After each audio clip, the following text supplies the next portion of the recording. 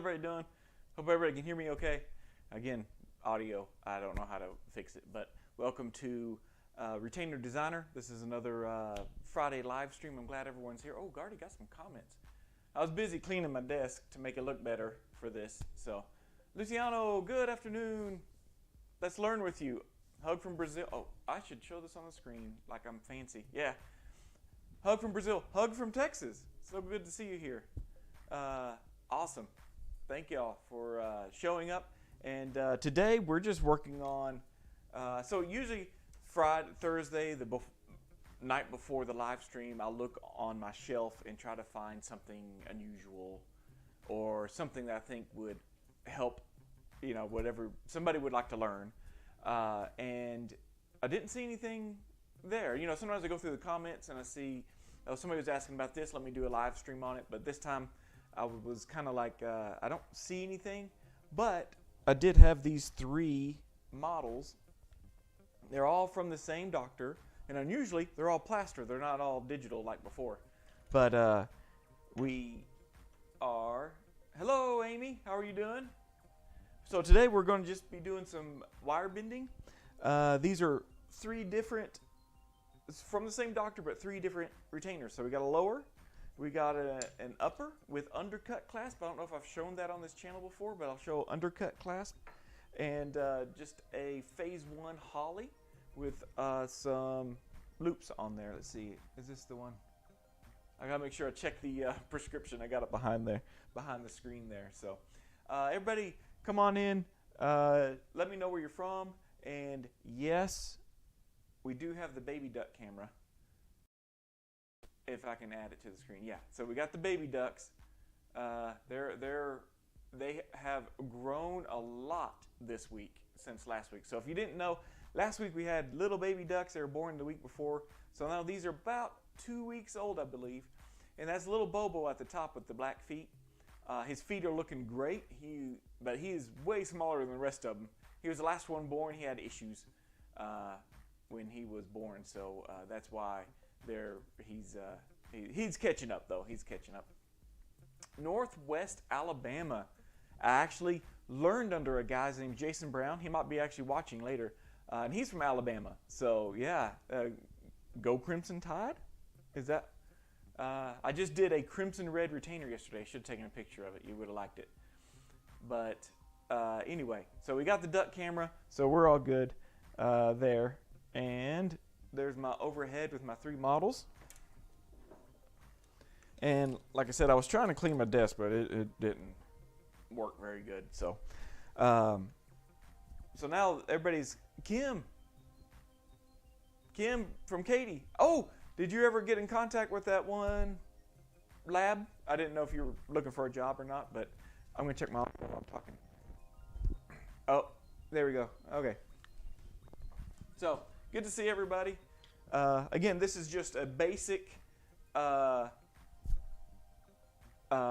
just retainers, just bending wires. I'll probably sprinkle 1 or 2 of them at the end. I probably won't trim them all. I may trim 1 because this lower one, they want soldered C's on it.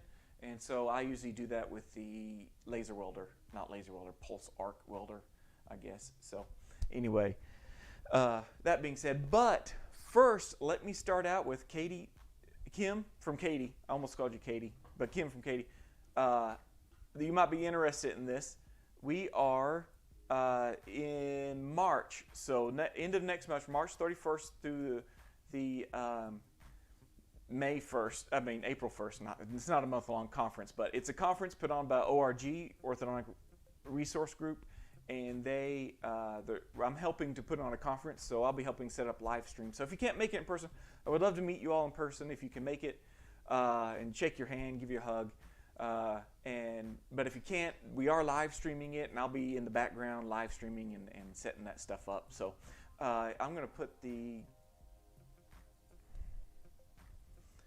I'm putting a link below to the portal so you can sign up, and when you register there, you'll get access to the live stream at the same time. So that being said, oh, Amy, go Tar Heels. A North Carolina fan through and through. I am from North Carolina. Oh, I haven't done a baby blue retainer in a while. Oh, I have. I should have taken a picture of that instead of a crimson one.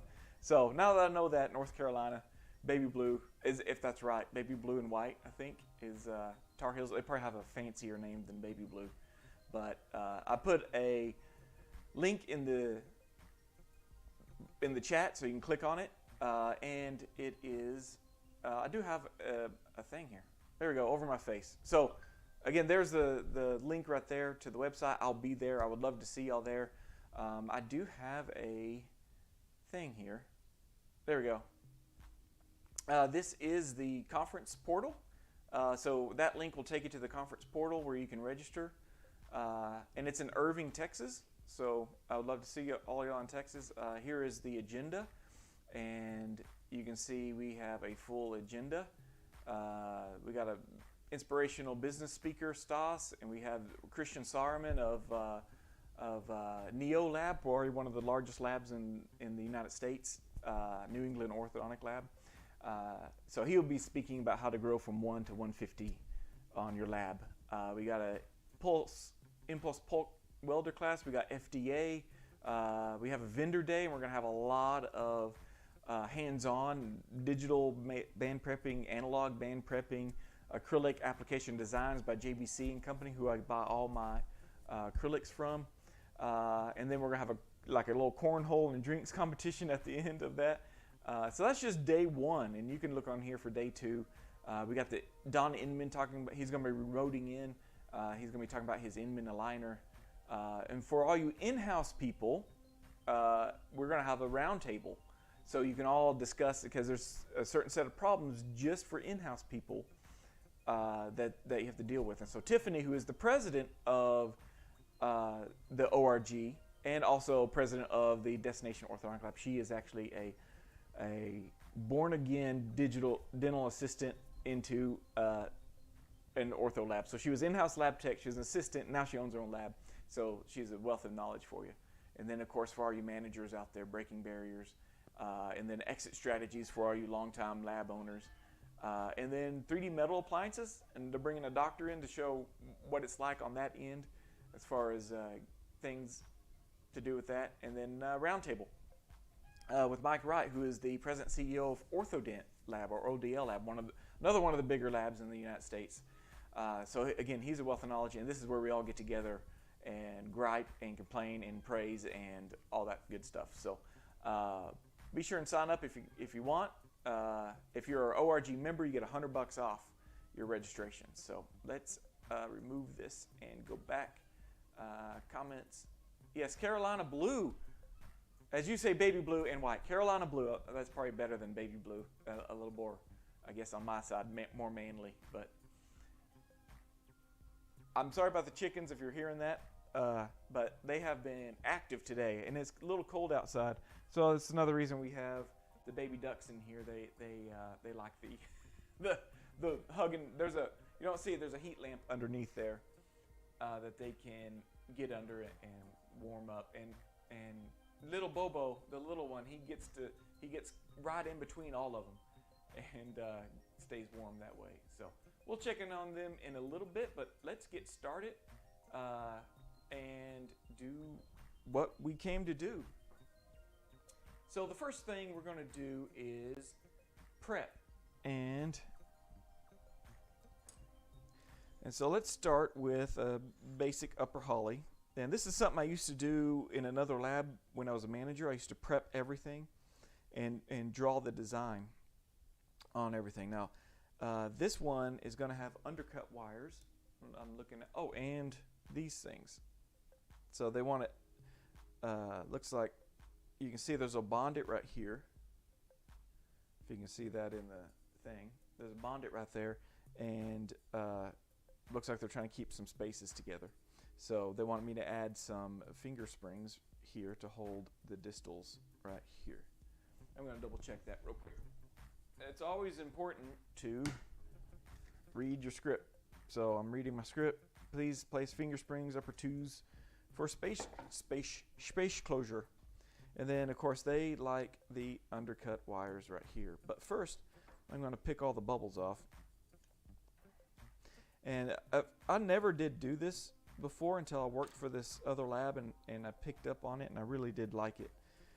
So what I'm doing is I'm actually drawing on here what I would draw if I had other wire bender techs. So the way this lab was set up that I worked at, oh, I did that wrong. It's this one.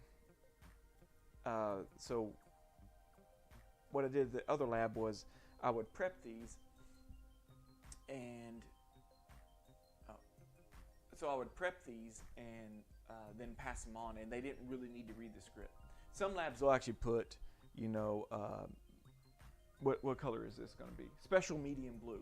So they'll put SMB or something. So then the acrylic person knows what to do. So anyway, it's really good that's another option if you have other technicians working for you, is to transfer the design. They don't really need to read the script if you're prepping all these for them. But again, it's always good. Some labs, they send the script with each technician and say, read the script. It's very important. So I'm going to start blocking out some. Oh, first I want to do is prep for those undercut wires. So I use a little cutting burr, and I get these from Great Lakes Orthodontics, if I can find one. And hopefully you can see that. It's just a fluted burr. And again, I get that from Great Lakes Orthodontics. And what I'm going to do, and this one doesn't need much, I'm just going to actually poke this in between the embrasure just a little bit. Now the doctor has asked me to be a little more aggressive in this part to really get the wires. And so what the wire is going to do, let me spray this out real quick. Sorry for the sound.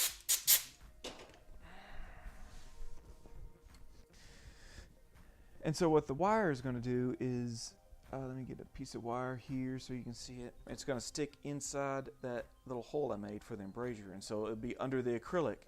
And so the doctor will adjust this and engage one of the undercuts. And so there's no clasp crossing the occlusion. So it's a really good, except for the labial bow, and you know you can't help but do that. But this is actually just going to be in here and in here, in the embrasure area. So let me, I'm going to wax out some more stuff. I'm going to wax out this bonded because I don't want acrylic to get underneath that. And add a little wax here. I'm not picking up much wax. Come on. I had to turn my lights down a little bit. The camera up here was a little hard to see this white model. Again, I haven't used a plaster model in a while. Well, I guess last week I did use plaster models for that bonded RPE. So if you're interested in a unique way of doing a bonded RPE, you can watch last week's live stream. There we go. And anything I think that acrylic's going to cause an undercut issue. Again, I like doing a lot of wax. You can always over wax, but it's always worse to under wax, not do enough. There we go. There's some right there. All right, and then I'm using JBC separator. Actually, let me show it. If you can see it, this is my favorite separator for plaster. JBC's best ever separator, 704. It's this pink stuff, really good stuff, and we put 2 coats on it, and it just does a great job. Get my paintbrush here. I got these paintbrushes from Great Lakes Orthodontics.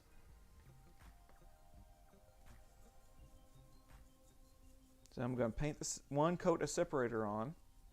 And if you're doing a bunch of these at the same time, you can set it aside and pull up the next one to work on.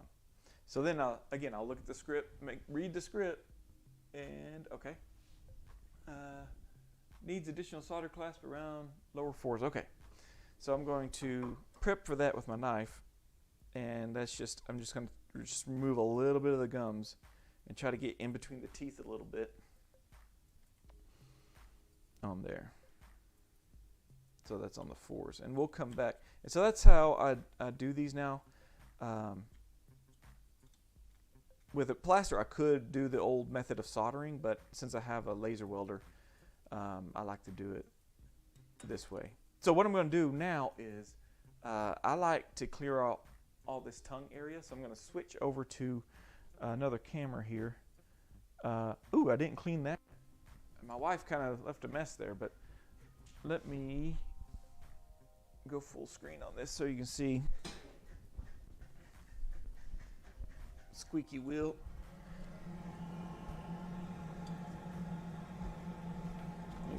Clean up a little bit so it looks better in here.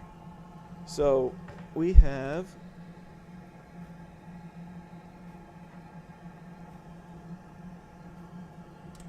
there we go. So I like this rough coarse burr. I get it from JBC and Company. It's a tungsten burr. It's pretty coarse. It cuts pretty fast. So a lot of people like this part. I know my wife does.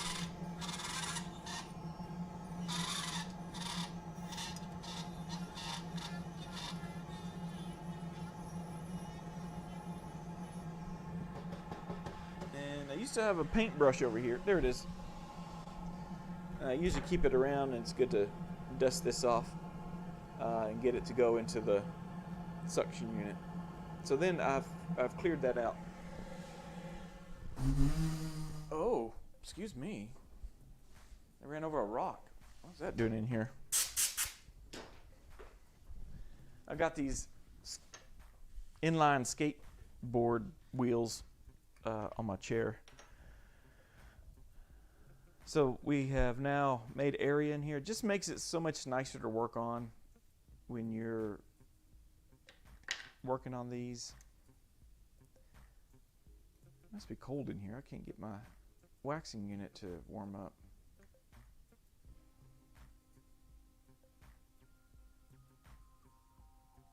I do need just a little bit in here. Anywhere where I think the acrylic's going to just get trapped, just trap itself. Otherwise, you're grinding this off, or you'll break a tooth off. And that's another bonus of the doing plaster models, is you're going to break teeth off before you'll break the retainer, whereas in 3D printed models, you'll end up breaking the retainer probably first before you break the model, which is scary. But again, the downfall is of plaster models is if you drop this and you break teeth off, that's terrible. But if you drop a 3D printed model, it usually just bounces around. All right, so this calls for, and this is pretty much what I do standard for all my retainers, is this is the rest, and it's called a continuous rest, and it's going to be one wire all the way around. And then if I just do a straight line 3 to 3 like this, still kind of there, that helps. You can see that better, right? And so then this lets the wire bender know, hey, it's going to take soldered C's. We don't usually draw the loop. That's what I just learned from Jason. So if we draw it to here, that means that wherever the line ends is where you put your loop, and so it just saves time drawing that loop. So I'm going to put some separator on here and move along. Now you got to be careful where you put this. I almost paint it on the occlusion of those molars, and if I do that, I won't be able to get my wax to stick very good, and I'll be fighting that. All right, next one. It's just dark. I just can't see. Hopefully y'all can see if I turn this bright up. Okay, is that a wood burning tool? No, it is, actually it's a soldering tool. Actually I got another camera here. Let me move it so you can see what it is. Disregard my messy desk, I didn't have enough time to set it up. But it's a soldering tool actually, and you can find these on Amazon, but I actually bought it from JBC and Company because she hand makes these spoon kind of things so that you can scoop out the wax easier and make a nice drop. And then if I I can clean it. You know, you can just wet this sponge and you can wet it and stuff like that. But I only set it on 210, so that way it doesn't burn too bad.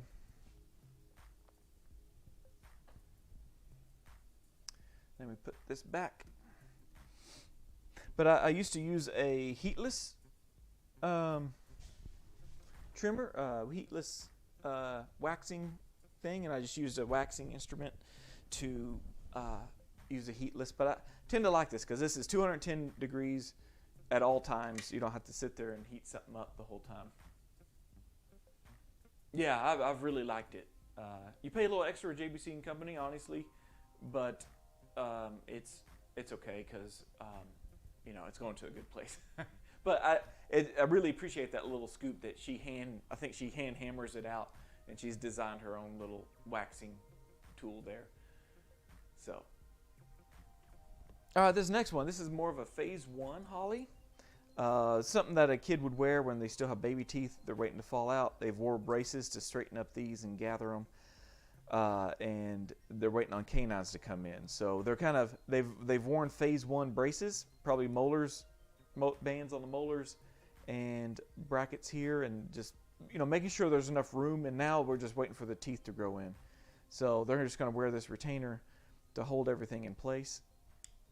Again, I'm just going to prep these. Now this has brackets on here, so I'm just going to shave these off with my handy dandy knife. And I don't have to be too precise since I'm not putting labial acrylic. So, and then the molars are kind of sunken, so I'm really going to have to dig those out. I got to get underneath all this gums. So, hopefully y'all can see. I feel like it's a little light, but. Now another method for prepping these is I have another burr that I like, and it's kind of like an acrylic burr, but it's got a flat end. Oh, there goes Pete again. He knows I'm live streaming. But we have this, it's got a flat end, and I think I got that from JBC also. So I'll put the flat end against the tooth so I don't dig into the tooth, and then I'll just make my little undercut. And I know it looks like I'm trimming a lot, but this tooth is, well, pretty much newly erupted. I mean, this kid's probably what, 6, 7 years old, so these haven't fully come in yet. But that's another method. I use that a lot for 3D printed models. Oh, that made a mess, didn't it? Well, and that's one of the bad things for using a burr is it makes more of a mess than a knife. So I'm still picking some bubbles, and then I'm going to read the script, and they want Adam's clasp. Oh, sorry, that's what I didn't say what I was doing. I'm actually prepping for Adam's clasp. So this is my universal symbol for Adam's clasp. So if I had a wire bender coming after me, this will help them to bend. So what we used to do when I worked for Jason was, oh, actually, they do want loops going here, as if the canines were there, which is kind of odd. Sometimes these phase 1s, the loops go on the 2s, but they're going to do some finger clasp here, or whatever y'all would call that, finger clasp. So what we would do is we would prep all these, and then you won't believe how fast this makes you as a wire bender. If you prep all these at the beginning, and you can just have a row right beside where you work, and so you're sitting here working, you just got a row right here, and you just pick one up, put it on your model, and then you can see what you've prepped on here, what you're working on. So let me wax this. I got ahead of myself.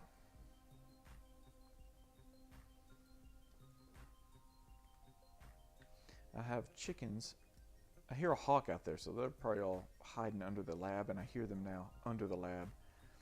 I've got to do some skirting on the lab. And don't worry, I still plan on releasing a video kind of marking the progress of, you know, if you don't know, I'm way out in the country. My wife raises ducks. Oh, how are they doing? Oh, they're doing good. They're snoozing. Yeah. So my wife raises ducks and chickens and stuff, and so we're out in the boonies here, and we got our lab out here, and we got a nice Mennonite built shed, very heavy, and finished it out like a tiny home, and our lab's in there. So a little lab out in the country. All right, so I've got that all waxed where I think we need it.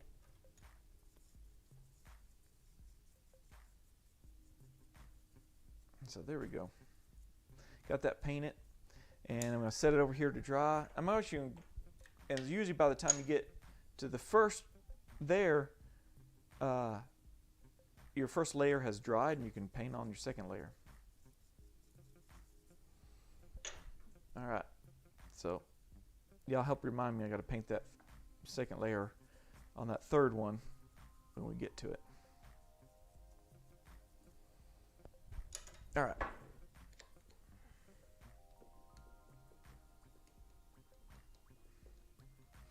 I got my favorite model holder here, and I don't think they make these anymore, so I got to be gentle with this. I looked for one on Great Lakes. Somebody had posted about it on, they asked me on one of my YouTube videos, hey, where'd you get that model holder? And I went to send them a link to Great Lakes, and couldn't find it. They had one, it just looked different, not the same.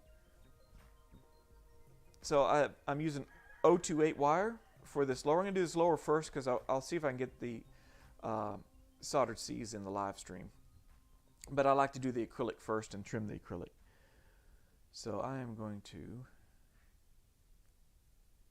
so this is, again, 028 wire, and I'm making my continuous loop, continuous rest. I got screwed up a little bit, so I'm in the picture. Okay, and then I'm gonna mark it here. Everything's messed up. I had to move everything over to make room for all this live streaming equipment, and everything's not where it's supposed to be. My hand's used to grabbing the marker there. Oh, I already marked that.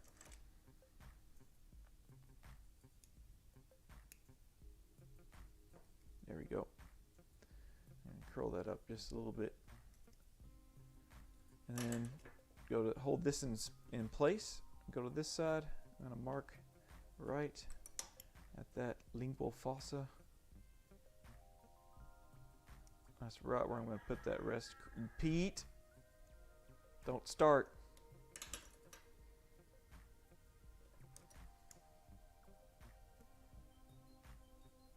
All right. Hopefully, I don't know if y'all can see my marks or not, but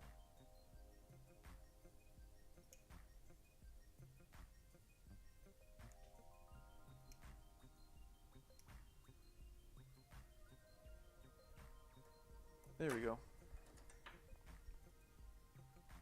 So I'm going to cut these. See, I'm using one as a handle, so I'll always keep one long, and I just use it as a handle, and I just keep putting it back down. Just making sure, you know, it's pretty well adapted. It could use a little bit better. I'm going to spread this a little bit and curl these in just a bit. See if I can get it to adapt better or be closer to the wall over here. This one, I think I need to upright this because I don't know if you can see from this angle. It's kind of flared out just a bit. So I'm going to upright it, and then I'm going to, where's my 3 prongs? I'm going to bend that arm out just a bit, and that should land. Yeah, there we go. So, and you got to be careful when you're drawing these wires, because there are some wire benders that are very exact, and they'll bend it right exactly on your mark. I know that this mark is just a general, bend up my hand just a little bit, just a general, you know, telling me what needs to go here. So, time for sticky wax.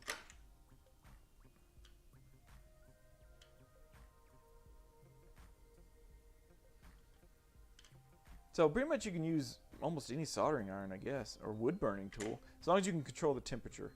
Because if it gets too hot, it'll get sooty. We got to make sure that there's a little space under here. Yeah, there is. Okay. Doesn't look like it, but because if it's touching the stone, I won't be able to get acrylic under it. So let me show you how I'll fix that. So I got to scrape this back off. Now I'm going to see if I can fix it without taking the other side off. I'm going to grab that, and I'm just going to I have some real tiny 3-prongs that I like to use. I think they're called Nai-Tai 3-prongs, which is weird because I don't think you can bend Nai-Tai, but I guess if it's tiny enough. And what I'm doing is I'm just bending this out a little bit. There we go. Now you've got to be real careful. You got to make sure it's passive, because you cannot, I can't stress this enough, cannot build any kind of tension in here, this way or this way. So if it's too narrow and you push it to the side and you tack it down, you push this over and you tack it down, when you take it off the model, that wire is slowly going to bend in your acrylic, and you're going to be like, why did this shrink up? Well, it's because you had tension in here. If you find yourself doing that a lot, just clip it right here after you wax it down. I know it won't be continuous, or you can just make 2 of them and overlap them, and then that way you know there's no tension. So doing this, I think, strengthens a lower retainer really good, but you can also build in tension in here, and either to push out or push in. So if you make it too wide and you tack it down, the retainer is going to push into their gums. And if you make it too narrow and you widen it to tack it down, it's going to shrink up when it gets off the model. So just be careful with that. All right, we're ready for labial acrylic, and I'm using 030 of an inch. What if I do a different view here? Y'all let me know if this will work for you. Hopefully. No. Sometimes I'm used to do this. Maybe. So we'll do the labial bow, and I'm going to make the arch, and I just bend it and I just kind of push it this way, back and forth, back and forth, back and forth, and that helps to curve it for me. Or you could use a turret. A lot of people use a turret. I'm going to start by making this bend right here, and I usually start the mesial 1/3 and do my loop here. You can't see none of this, can you? I gotta scoot up and then bend like that.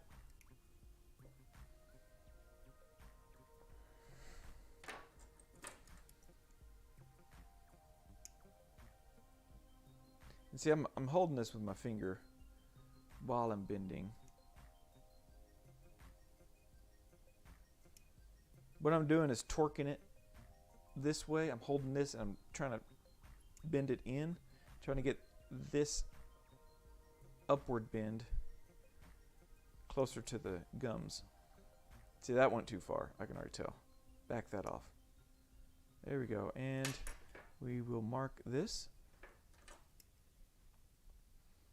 And I'll bend it, ouchie, bend it over, bend it up. And I'm only bending it up because it would hit the tongue area and I wouldn't be able to see it down all the way. And this is just helps me to get it closer to the gums. And then right above that lingual continuous rest wire, I'm going to make a mark, and then I'm going to bend this forward. Ouch. And I'll just cut it there. So let's check that. Pretty close, pretty close, pretty close. Okay. Bend it back down. And make it parallel.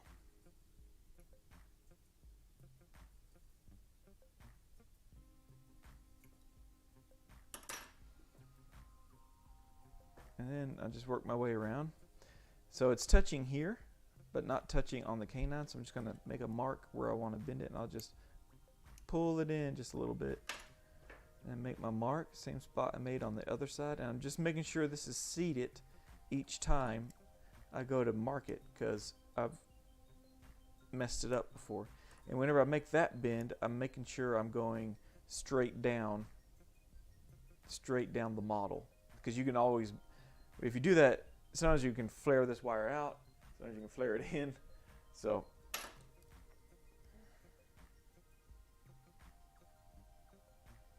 bend this up.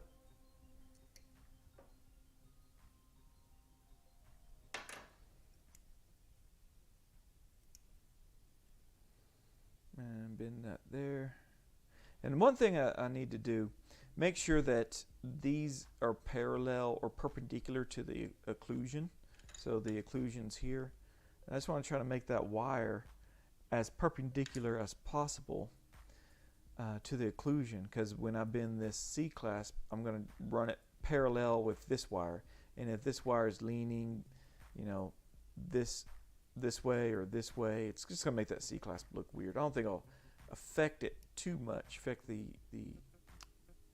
productivity of that C-clasp, but it still will, it'll just look weird. See, I'm not 100% parallel, but I think I'm pretty good. I need to make sure that I am level here. That's one thing I didn't check, and I can already tell I need to make an adjustment. Can y'all see that? I feel like I'm a little high over here.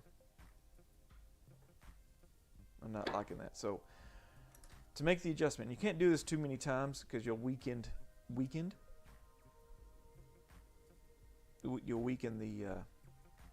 the wire that's crossing the occlusion, and that's really a weak point. Most of the time when wires break in hollies, they break here crossing the occlusion, or they'll break at the top of the loop where they've been adjusted too many times. So I can also see it's not touching this canine, so I'm going to bend out. See, this is sometimes when you're not paying attention, something will sneak up on you. And I used to just let these flare out like this, don't tuck them in lingually until I get the other side done, and this is the reason why.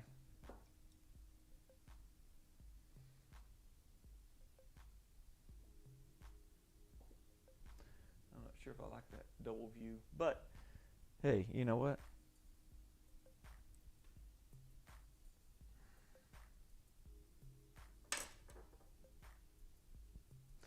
Oh, Amy, what did you say? Are you bending on the wrong tooth? Looks like your mark for the bending is on the other tooth. Oh, okay, so yeah, I was trying to explain that before. This mark right here is for my C-clasp. And so I always make my loops on the 3s. So yeah, this kind of is tricky. So like this one, you come up with your own system in your lab, but you know, you may want to do this every time. But this just, it was always, hey, it's a 3-to-3 labial bow unless we do something else. So this marks it 3-to-3 labial bow, and then with C-clasp. So that's the C-clasp on the 4s and labial bow on the 3s. So yeah, good catch. And that's probably confusing, and you may want to, if you start drawing your designs on your model, you may not want to use that method. I'm just so used to seeing it this way, it didn't even dawn on me until you mentioned that actually looks like put your labial bow there. I'm getting that in just a little bit. Okay, so we've lowered that, and I had to lower it by unbending this bend across going across the occlusion there. So I'm gonna make sure that this is in the right spot, and make sure this is in the right spot, and mark it. And then I'm going to put my pliers on just inside of this mark, and I'm going to bend it over my pliers.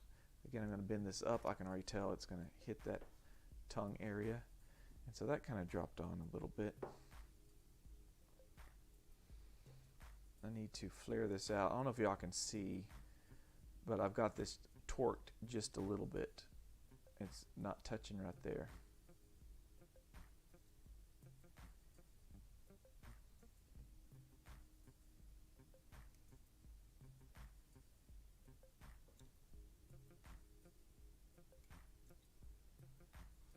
I went a little silent there. Sorry. Making sure I'm doing this right. I don't want to show you all wrong. So let me mark that. So you see why I bent the continuous rest wire first, because it kind of depends on where I put this labial bow wire.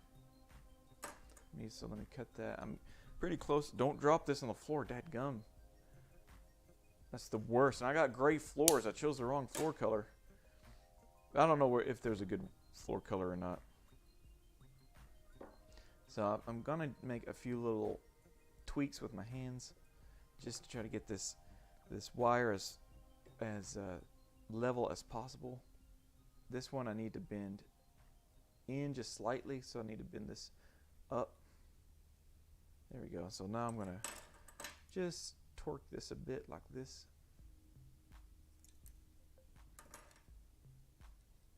Hello. Oh, hello, aloha. Great stuff. Oh, I appreciate it. I'm glad it helps. You're getting to see all my mistakes from start to finish. So I'm going to bend this closer to that embrasure area. I need to brush up on my anatomy terminologies, so that those of you that speak a second language, or English is your secondary language, I'm sure if I can use the proper, tooth morphology, anatomy language, it probably translates a little better. All right, so let's cut this. I'm going to cut this a little short because that one's a little short. All right, so that looks pretty good. It's pretty level if I look at it this way. Sometimes the teeth throw me off, because this has more of a pointy canine than this side. So I think that, so I have to put my finger on it sometimes, and then sometimes the gum line. So I'm kind of threading the needle there. I'd probably like to see this side a little higher, but I don't think I can do much. And well, actually, let me leave that, and I'll make a little adjustment after this gets out of the pressure pot and show you that you can make some adjustments after you get done. So let me wax this down. Come on, give me some wax. There we go.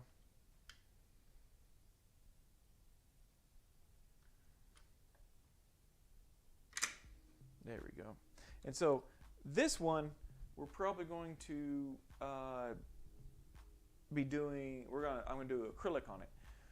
So let me go and set up the acrylic area real quick, and I will show you the baby ducks.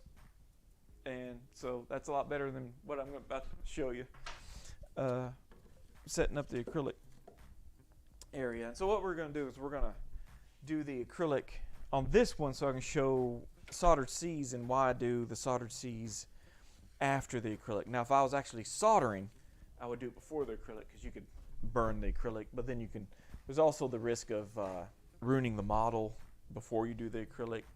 So I like to laser weld these now. Let me turn this on and get my handy dandy camera over here and make sure I am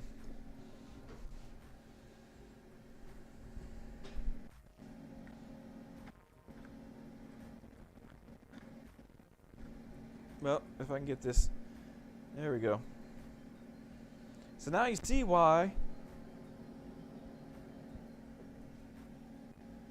I do this thing. All right, so we're ready.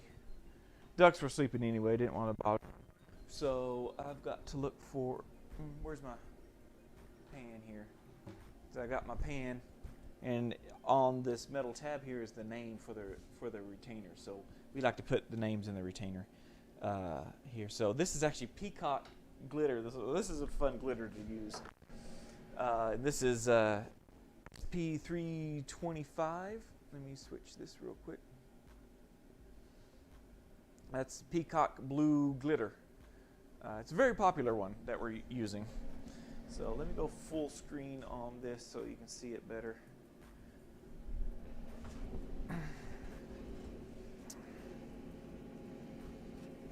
All right, so I'm going to start with just some clear. And I usually do this because I put the name on the tissue side. To me, it's easy to read. If I put it on the top of the color, sometimes, you know, if I made the color too thick, then it actually, you'll grind through the name. But if you put it on the tissue side, usually you don't grind through the name. I'm going to try to hide the name a little bit. So we do it in white because the name, and it's just a P-Touch labeler for the name. And my wife makes some 7 font in the P-Touch labeler, and it's white on clear background. And so that's what we use. And it tends to show up very good on all retainers, maybe except white. But we don't do white enough to worry about it. So this doctor actually likes half of the 7s covered, but you see that's a lot of glitter. It's that peacock blue glitter. I'm going to put a clear coat on here. Especially with glitter, I like to put a clear coat just to you know, when you grind on it and trim it down, you'll trim into the glitter and it kind of shows through the clear coat. And to me, it didn't look that good, but again, I'm having to hold this weird so you can see it in the camera. Oh, I know what's wrong. I'm zoomed in. Zoom out. There we go. I was like, man, why am I having a hard time keeping this in frame?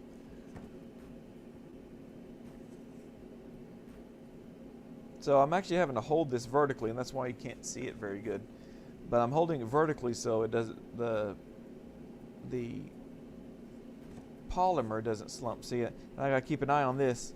Keep some powder on that. Make sure it doesn't slump. And I usually do lowers in 3s. Especially if it's a really long mouth, 3 sections. So I'll do this side, then I'll do the middle. Probably one more. Usually it's only 2 or 3 coats of the glitter. And then I'll do the clear coat, clear polymer. And I use this tinted clear monomer all throughout. Really helps to show the, it counteracts the yellowness that acrylics tend to have, clear acrylics especially. Again, I'll do my clear coat on the bottom. And I like to make it as runny as possible so it gets up underneath that wire. And then I'll add my peacock glitter. Really only probably need 2 coats of this one. And if I slow down the monomer, I won't put as much monomer, so I'm going to slow it down. I just get in such a rush sometimes.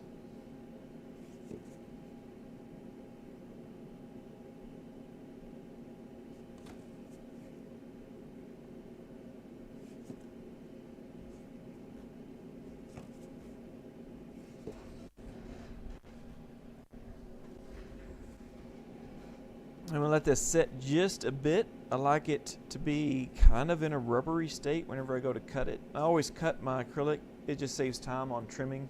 You don't have to, but it helps with removing this because it gives you a little bit of a ledge for your knife to remove it off the model after it's cured.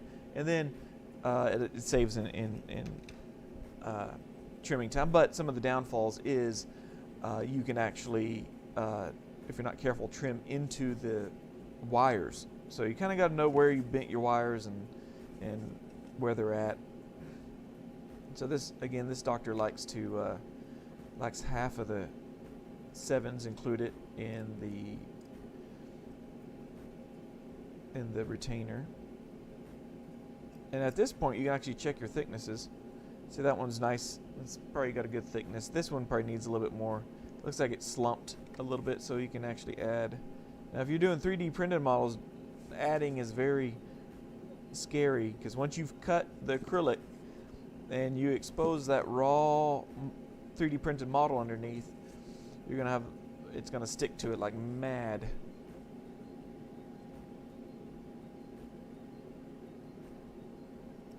That's why I chose these models, because I feel like I've been doing so much 3D printed model stuff lately that you would think I'm 100%, and I'm not. I'm about, I don't know, 70%.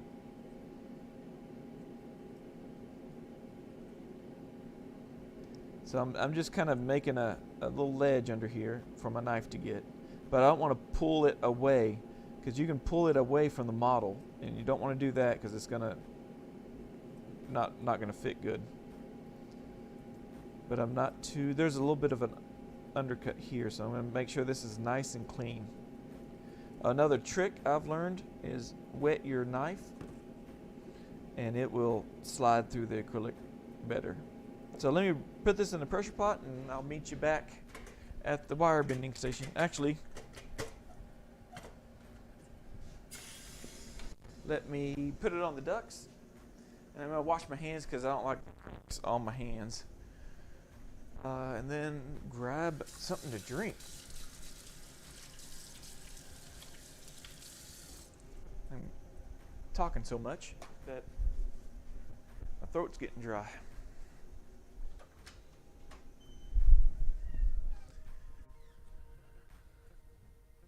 Oh, there's my drink.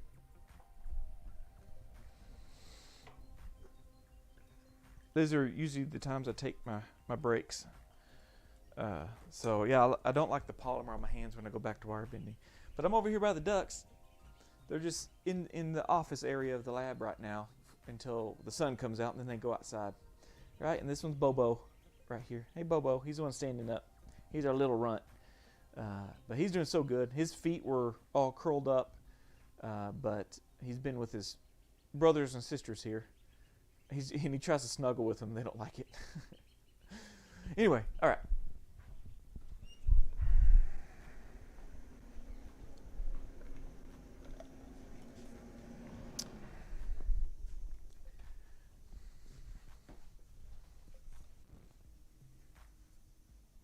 Oh, I got a question.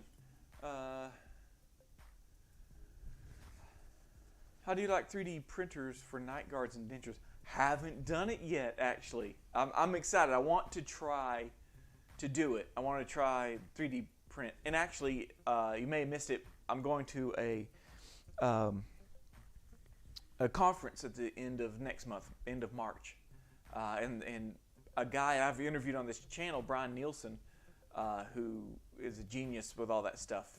He does 3D printed splints, but then he duplicates them in regular acrylic, because there's always that. So you can, okay, if you 3D print splints, you got to use the FDA approved splint material that can last in the mouth, because there's going to be reabsorption and stuff. So it's got to be FDA approved, and there's what I've heard is a different cleaning method for 3D printed splints. So that is, what would you say? That's I don't know. It's just a different method. So, but what he does is print it in regular model material. He designs the 3D splint, prints the 3D splint in regular model, so you don't have to change the resin in a 3D printer, and then he just duplicates it into regular acrylic that's been FDA approved for 50 years. So, yeah, I mean, I haven't done dentures yet either, but that's very interesting. I might start a little local, something for the local doctors here if I get into that. How old are the ducklings? The ducklings are, they are 3 weeks old this week. They'll be 3 weeks old at the end of this week. So yeah, they're 3 weeks old. How much money to become a KFO dental specialist? I don't know what KFO is. No name. You have to spell out what KFO is. But if you're talking about a dental lab technician, you can just get a job at a dental lab, and they may train you all the way, and probably in 10 years you'll be specialized enough to open up your own lab. Depends on how fast you learn. There's also school. There's schools scattered around the United States. So look up dental technology schools.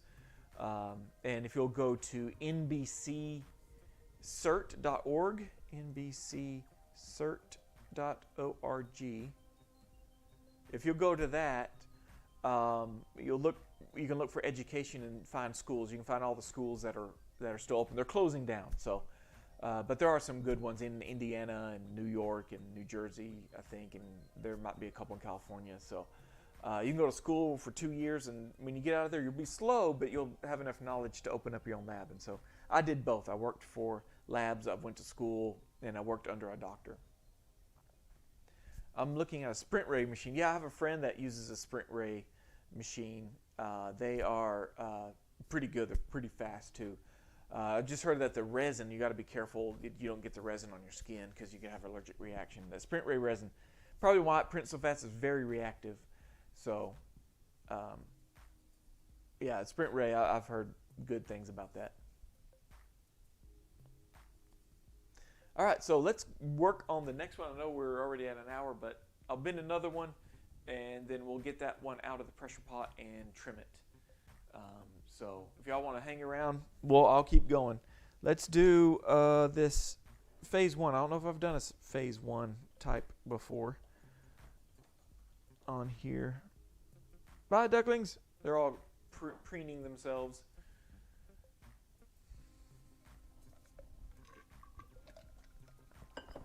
Well, that was embarrassing.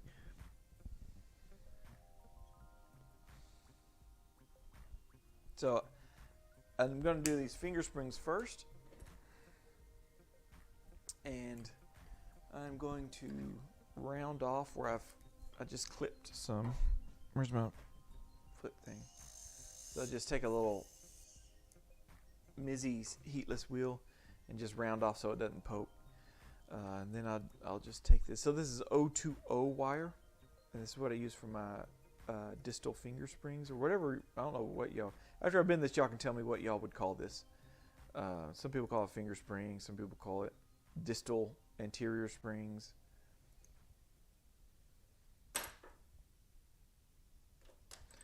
And I just do a simple. I bend it to the middle of the tooth, and then I bend it down into the lingual area. As you can tell, I like to bend handles on my things and keep the handles on for as long as I can. So I'm just going to bend that right there. There's one spot where it's flared out. I don't know if y'all can see that. And so let me bend that down into the roof of the mouth just a little bit better. And I usually put a little back and forth bend at the bottom, but let me get this other one bent so that they're both the same length. Because that's my nemesis on these, is sometimes I'll get those, I'll do the little retention tag in the bottom of the wire.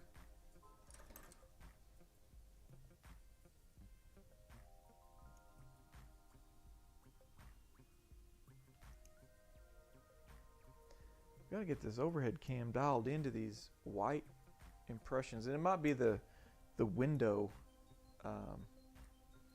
is letting too much light in. I bought some blinds for the window that's behind me. That's behind me back there, but I haven't installed it yet. I keep thinking this weekend's the weekend I'm gonna install those blinds, and then I don't think about it because the sun doesn't really shine in on this side. I got 4 windows back here in the production area. I like a lot of natural light, and the 2 on the wall facing south gets more light, so I definitely put those up first. And then during the summer, there's a window over the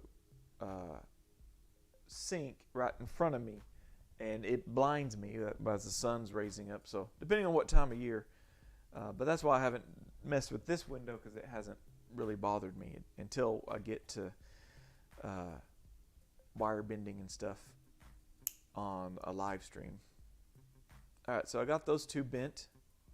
Let me get them lined up, and I'm going to try to mark these both the same length. Let me cut this. There we go. Make sure that those are both the same length. Uh-oh, come on, come on. Get back here. Don't leave me. Don't leave me, wire. Okay. Alright. So I'm going to get my 3 prongs. I bent my 2 keeper wire. Keeper wires, that's another term. I usually use that for what would you call that? Wraparounds. And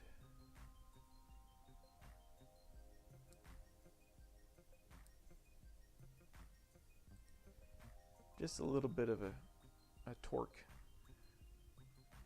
back in there. So now that I had bent those with the same length, they look better.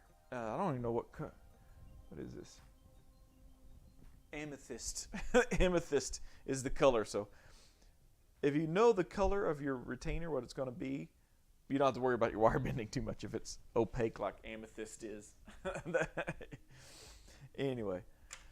All right, so I'm going to go ahead and wax this in. And what I'd like to do on these is, so the purpose of these wires is to hold these teeth together. So if you were here for the model prepping part, there were brackets on these front of these teeth, and they had obviously they're getting their braces off, and what they're probably going to do is, they're going to take the brackets off, or I'm going to make this retainer, I'm going to deliver it. They're going to take the brackets off the front teeth, and then they're going to put this retainer in, and so they'll get a little break from the brackets while their teeth grow in, as long as they wear this retainer. Now, if they don't wear it and these teeth start to spread apart, I'm going to wax a little bit of relief in here so that these are a little bit movable by the doctor. The doctor, she can adjust this way or that way underneath the acrylic, and she can actually move those teeth back. So we don't have to worry about making a new retainer. They can still wear their old retainer, just make some adjustments on the wire.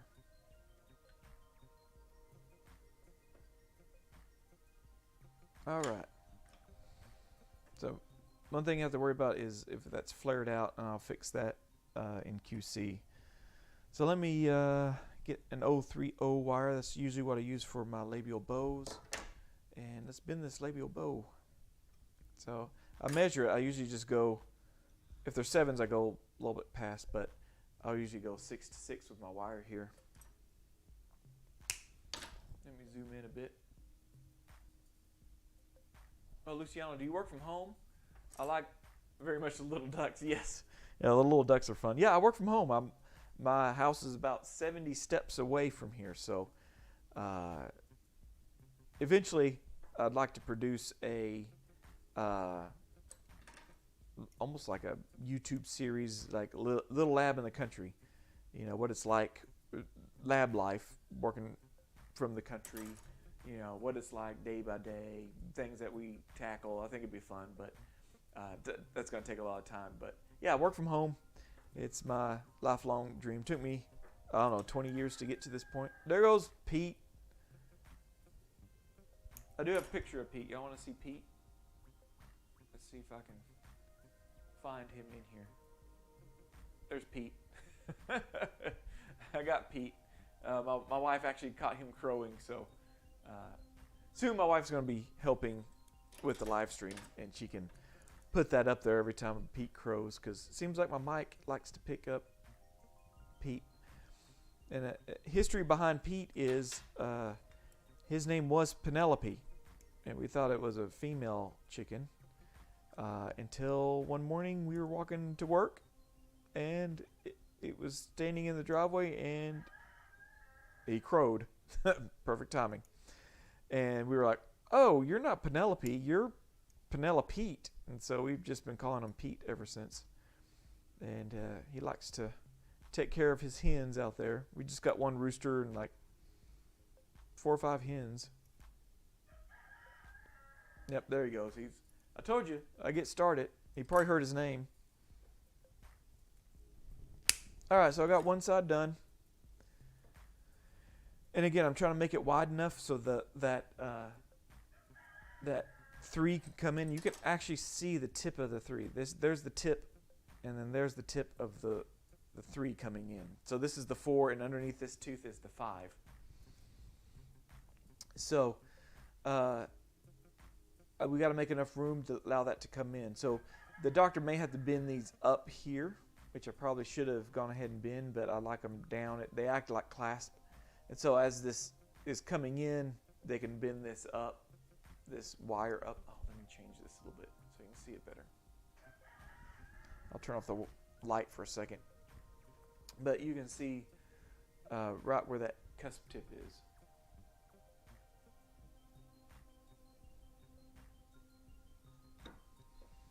So we're trying to make enough room for this cuspid to come in. All right, so going around the corner here. Pete. So loud. One thing about doing it this way is you kind of got to guess where that canine's going to be, and you got to realize how wide your loop is going to be every time.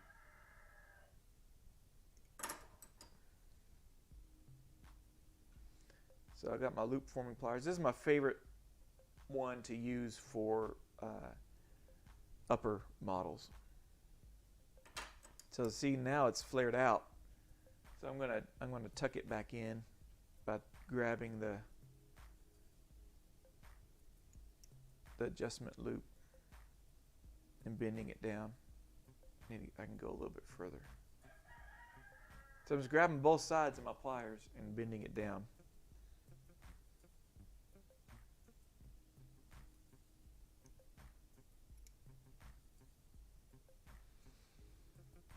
So I'll just keep checking it. Back and forth, back and forth. There we go.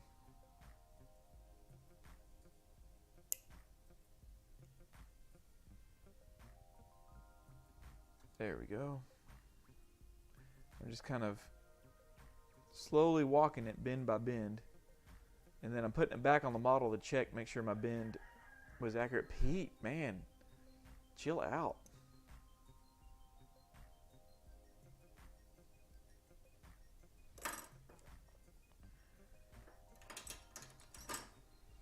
So let me bend this down into, I gotta have a little light here. One of these days I'll get my camera settings right. I just feel like it's so bleached out since it's a white model. I got my camera settings for my gray 3D printed models, which usually looks too dark. So I'm just going to cut these to where they're both the same size. They actually need to be a little bit shorter. So I'm just going to cut off just 1/4 of an inch at a time until I've... And then at this point you can put in whatever back and forth, zigzag. I like to do loops. Whatever you do, you know, just keep it consistent so that when retainers come in for repair, you're like, I don't bend it zigzag like that. So that's not my wire bending. So you can tell the doctor, hey, you might want to send this back to your old lab to get repaired, or else I'm going to have to charge you. All right. Yeah. So I'm going to bend this. You see, I'm a little high on this side, I feel like. So I'm actually going to try to do this by hand. I'm going to pick it up. I'm going to put my fingers kind of in the middle where the centrals are. I'm going to make a smiley face. And a little bit more. Make a smiley face. And so what that's going to do is force these down further and force these this way and force this way. And I like that. Y'all didn't remind me to paint this. I always got to put my second coat on there. Come on, chat. Help me out.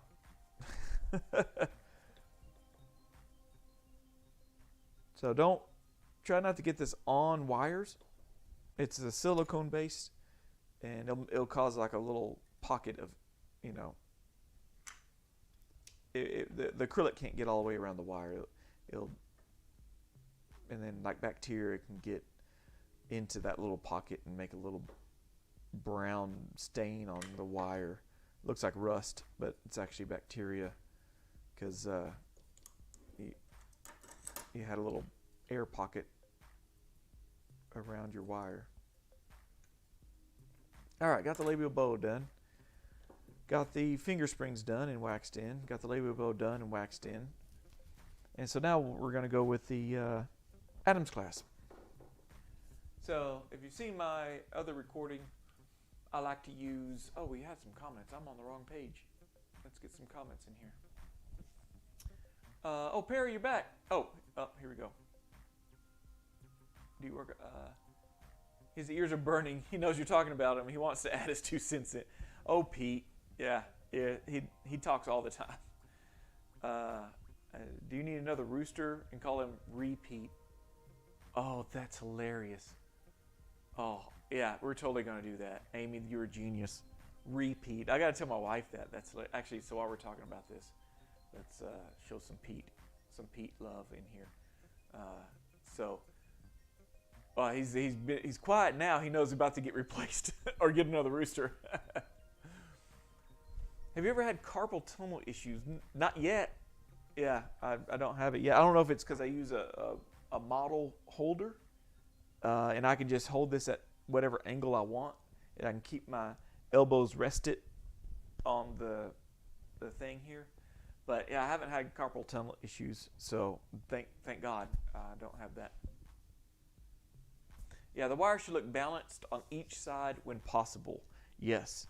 Now, a lot of this I know the QC will come out. Oh, Pete, you're still on there. There we go. Yeah, so it should look balanced on each side. The other one doesn't, but I'm going to show you a little trick that you can adjust it a little bit when the acrylic's on and balance the wire a little easier, I think, when the 2 ends of the labial bow are trapped in the acrylic. So it's almost like 2 handles as you adjust. And actually the sticky wax is pretty good, and you can actually make, if you got small enough 3 prongs, you can actually make little adjustments while it's sticky waxed on there. But again, you're going to transfer that adjustment either into here or into here. So you got to make sure you're on, this side of the sticky wax with your adjustments. Anything on this side will transfer into here, and you may not like the result after you get it off of your model. But yeah. So Perry's right. You got to make sure it's balanced on both sides. So Adams clasp. If you're like me, like I was saying before, I like to use preformed. I think it's still important to learn how to bend these. And so about 2 or 3 weeks back, we did a whole episode on preformed versus hand bent. And I only carry 3 sizes of Adams clasp. Oh, there goes Pete. He knew I was trying to get back into things.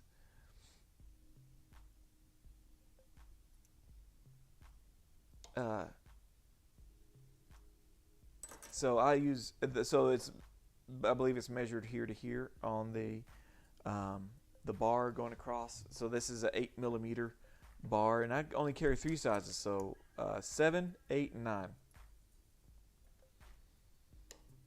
And that is, and if I need any other size other than that, most teeth land in 8.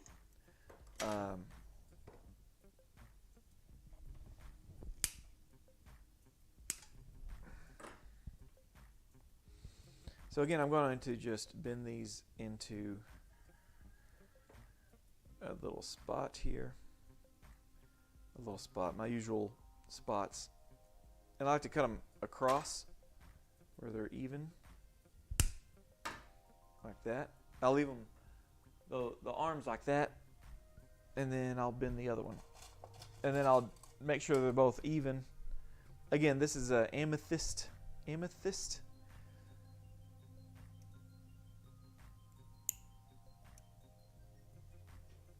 And this is just like a little technique.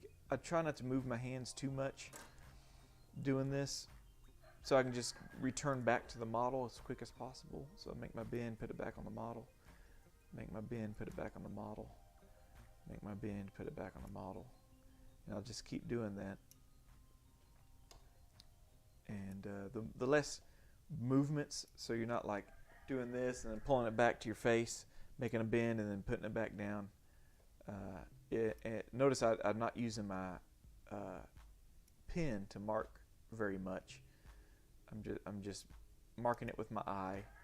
So I'm looking at, I'll put it on here and I'll look and I'll go, oh look, I see it right there. It's touching, so I just pick it up and just grab it right where my eyes are, so I don't ever take my eyes off of it. So let me bend here, or cut, not bend, cut. Okay, get your terminologies right. There we go. A little shorter. The other side's a little shorter.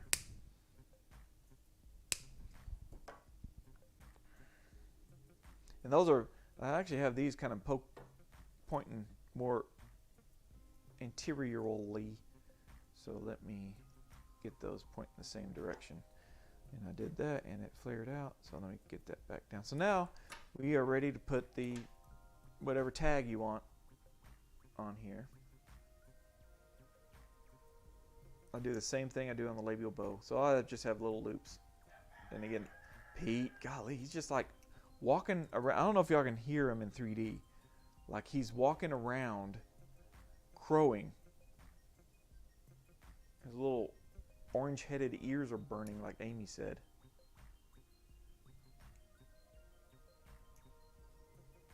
I just heard seagulls. That's odd. Not near any seas. Although, we live out in the country, and the country road flooded last week or the week before. And there was a artificial lake out in one of the plowed fields, and there were seagulls. It was odd to see seagulls out there. So I'm going to tack these down, and then, so we're going to skip that third one. I know we're running out of time.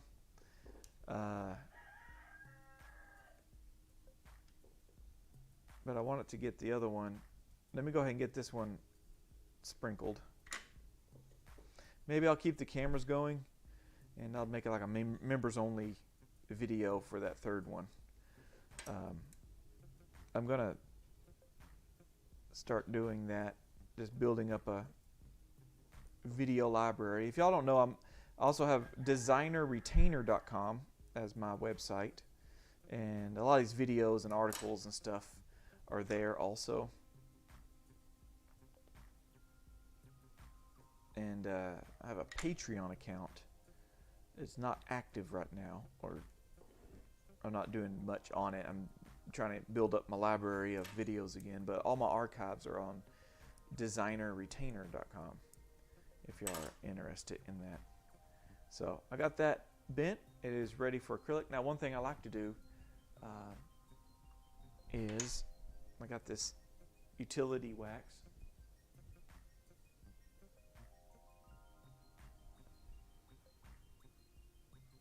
Yeah, this is Perry, yeah, perfect time. I bought a bunch of sticky wax. For some reason, it's clear. It's clear. I've never seen clear sticky wax. I'm going to have to add orange crayon to it. Yeah, you can't. That's a beautiful orange right there. I'll show you the box it came from in case you want to. But yeah, this is clear. This is utility wax. This sticky wax is actually hard. I don't know why it's called sticky. It's sticky when it's warm, when it's melted. But let me have an instrument. Here we go. You can see that it's very hard once it hardens. Like you fracture it. Whereas this is very soft. So it moves. So the sticky wax is good for wires because it's going to hold it in place and you can't really move the wire. But it comes off, it fractures off easy when you're ready to get it off. So I'm going to block where those canines are going to come in. Oh, and that way I don't get acrylic on them and I don't have to cut it back as bad. So let me get my sticky wax box and show you. I use Corning's wax. They're pretty famous. Known for their Corning ware, I guess. Corning's wax, they make a lot of sticky wax. I get it from JBC and Company. Let's see. I get it, sticky wax lumps. I like the smell. They come in chunks. And I remelt it into my little tin here. using my coffee warmer. So I have a coffee warmer. I have a link down in the description below for my coffee warmer from Amazon, and I put my wax on there, and I'll melt it and make it nice smooth, like it's a brand new wax tin. This is my sticky wax, so that's that clear sticky utility wax. Those are those bendy strips that I used just now, and of course base plate wax. And again, it's JBC, and it's a little bit soft. And for Olo, it bends. It's used for dentures, base plate for dentures. So I use it for blocking out undercuts and things like that, and waxing in my wires that I need room under the acrylic. So let's go back to the ducks, Cam, and let's see here. Let me set.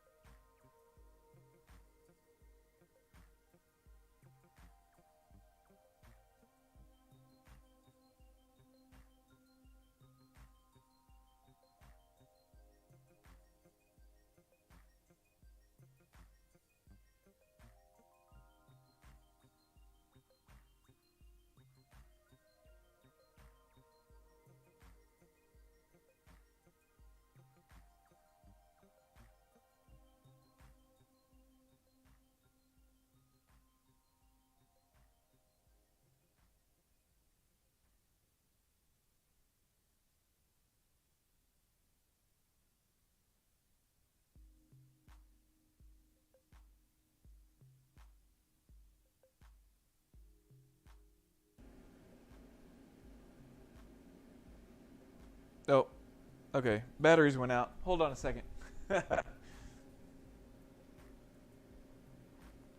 Thanks for letting me know. Hold on.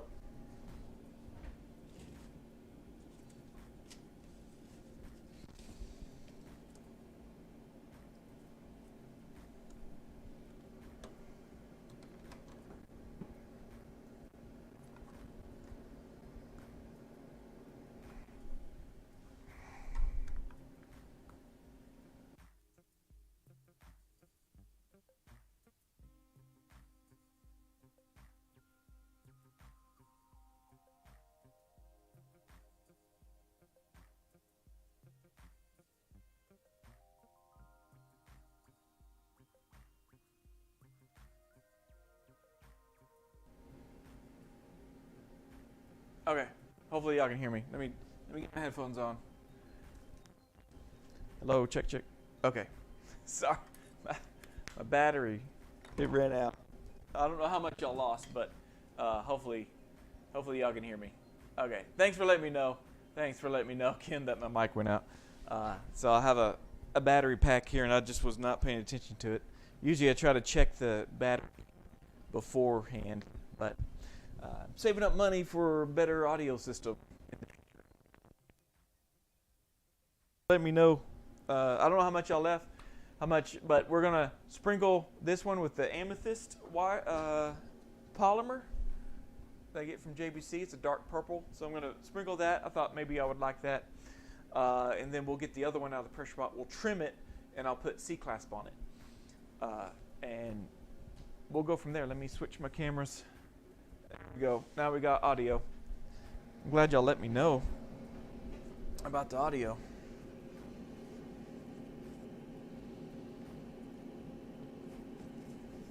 So I'm going to put my clear coat down. Now the name is going to really pop underneath here.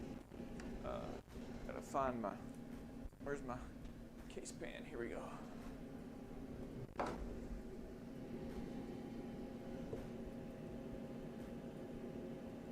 So I have little tweezers, and I just put the name, I just grab the tweezers off the case pan, and then I'm going to do the amethyst So you're going to see me do something weird. I'm going to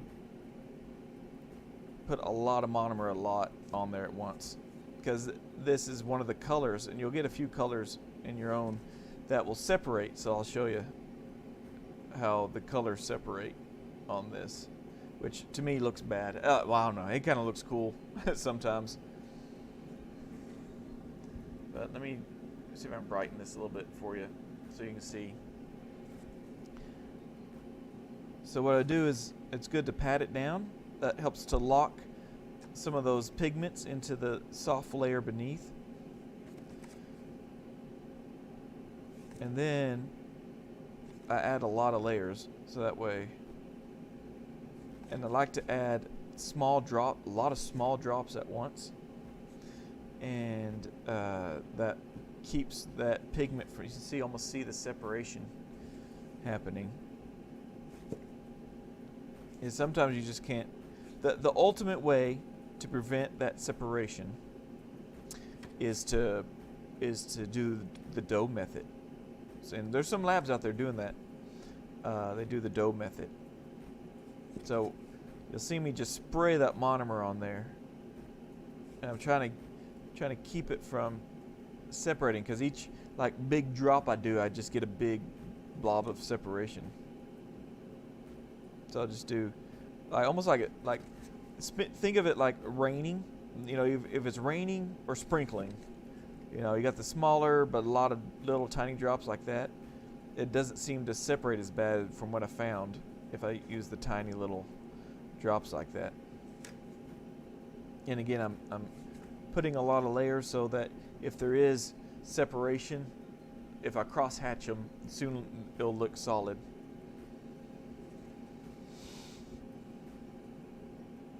There we go. But I like this color, amethyst. And does anybody watch Steven Universe or have? Is it Steven Universe I'm thinking of? And I think there's a character on there called Amethyst.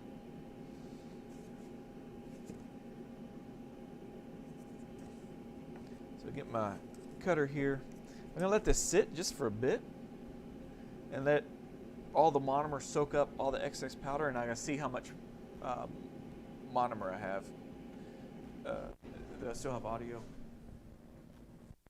Camera. I did not switch the camera. There we go. There's the finished product. Yay!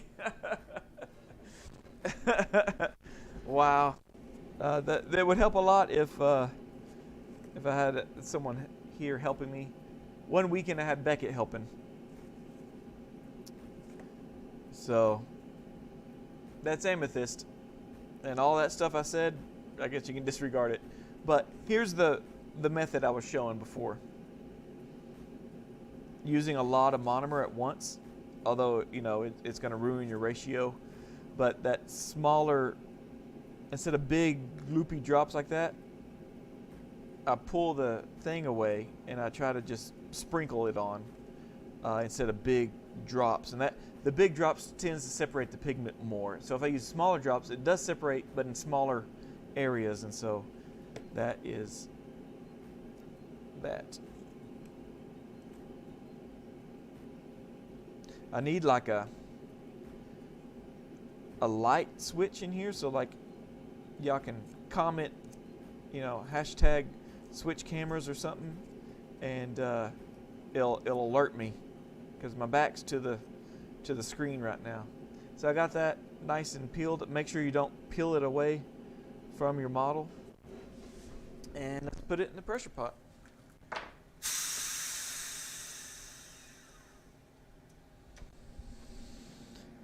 And we are going to stay on this camera since I know I've switched it, and put this into the pressure pot there, and on the cup. And it's real important the cup is for the stone, because I didn't pre-soak that stone, and so if I put it straight into the water, the bubbles from the stone that's trapped in the plaster will go through the acrylic. So I'll do the initial cure on the cup, and then later I'll come back and put it in the water, and that'll help seal the deal, I guess, so to speak. try to do this one-handed. It's kind of hard. All right, so I have this. Stay up here. Sorry, I don't mean to make y'all sick. So I'm going to scrape off this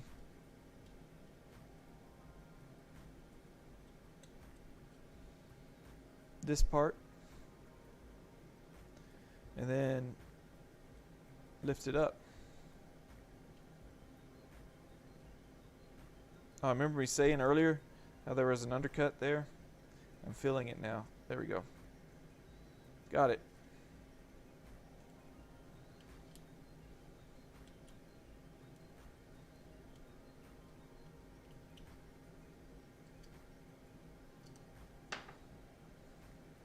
All right, so let's go. I'm going to spray this with a steamer, and I'll meet y'all over. Let me put it on the ducts while I spray that.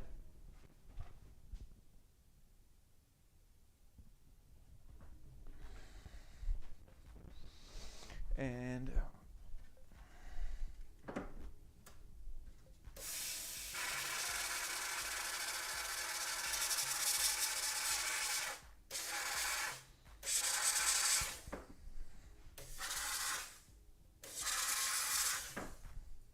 that steamer just takes it out. Oh, my camera. Come to my camera here. Oh, no, it's there. Oh, my overhead cam stopped working. That's okay. All right, so let me get a battery pack real quick for that overhead cam. And that way, when I go back to make the C-clasp, y'all will be, oh, hey, duckies. Y'all will be ready.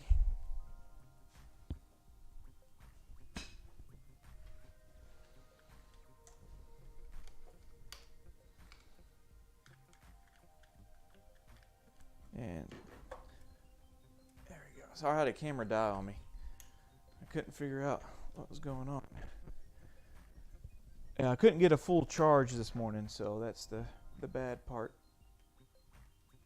There we go. Let that charge up while we're trimming this. And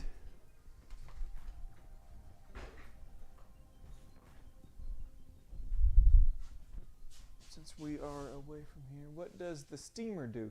The steamer removes wax. Let me change my camera. My sink is nasty right now. I'm waiting for a cleaner to get at the grocery store. But let me switch the camera over there, and I can show you, because the steamer makes a mess. So as many of y'all know, steamers are they're messy. But let me see if I can switch this and put this on here. So this is my steamer wand here, and it just produces a jet of stream. It's pretty powerful.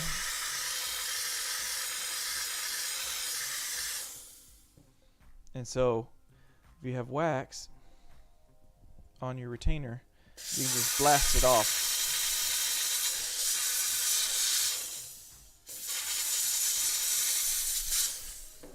And that's it.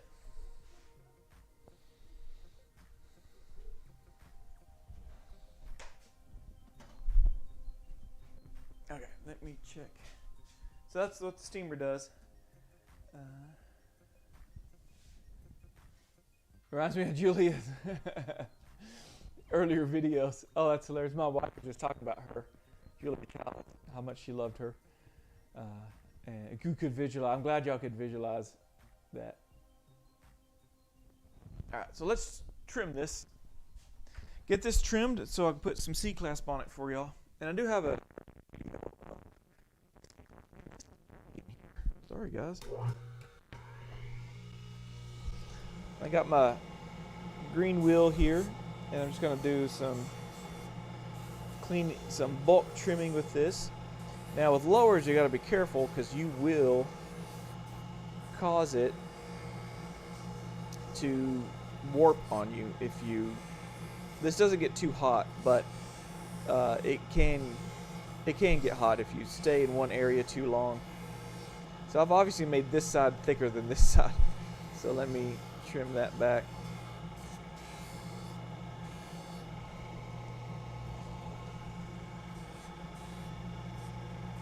And this is where the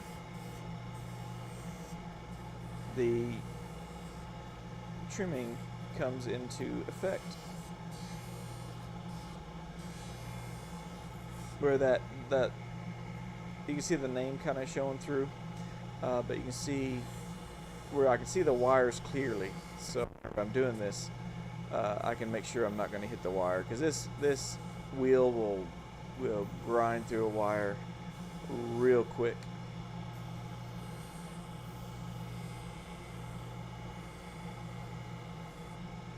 There we go.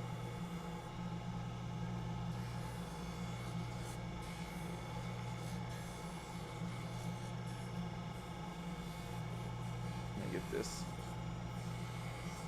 this done. My wife is back. The duckies are probably chirping.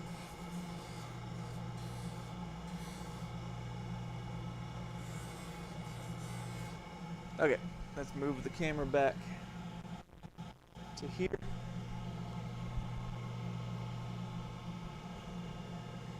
I'm going to use the same acrylic wheel I did that stone part with. Actually, I do like to start with this is stainless steel bristle brush.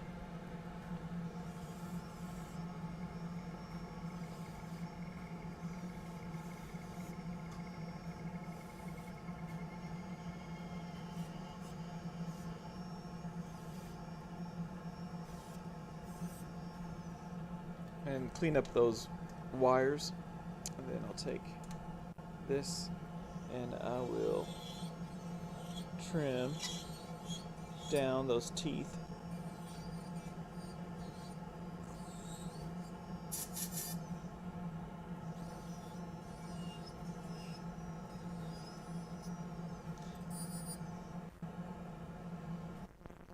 Trim here. And I try to keep that level on the teeth. And start blending in.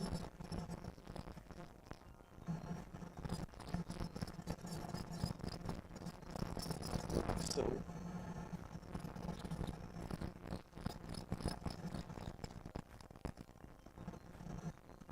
blend this in. Went down the teeth, and it made like almost a scalloping, so then I just kind of blend in the scalloping.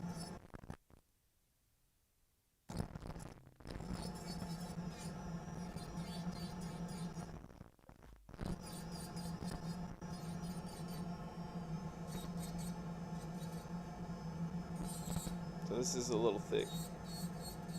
I'm going to taper that. Don't want it. You want it thick enough to be strong, but you know, you don't want it too thick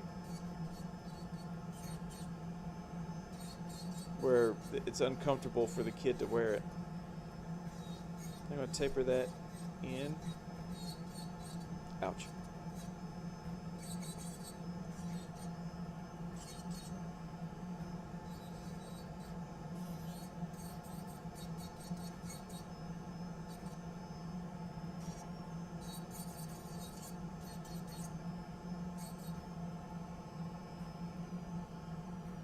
And well, what did I do with the model?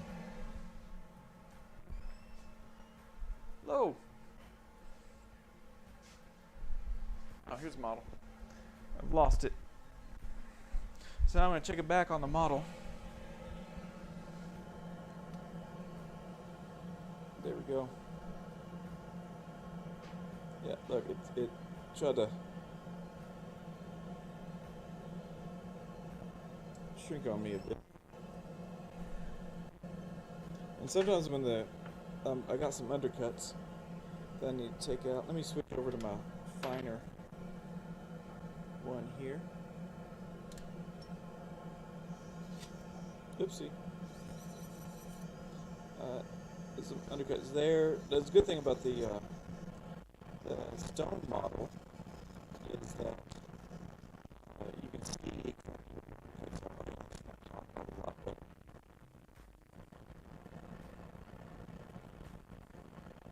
yeah, there we go.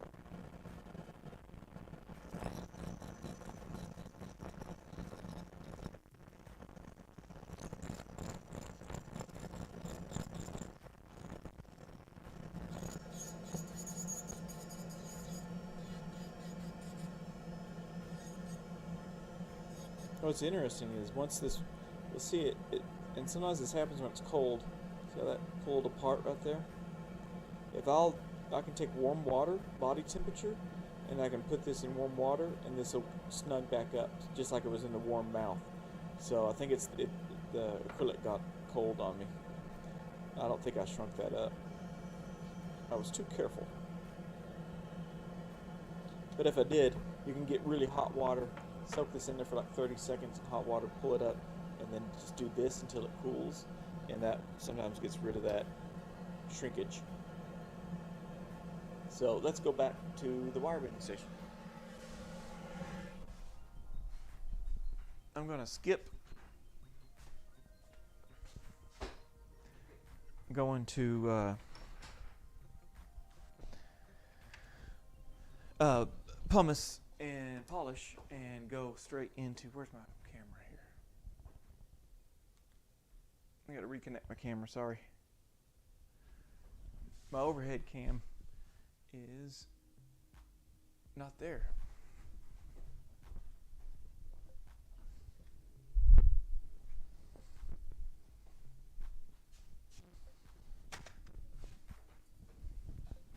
The mic is acting up, cutting in and out. Oh, here we go. Oh, I see. I always use freeze spray to harden the wax. That's a in the free.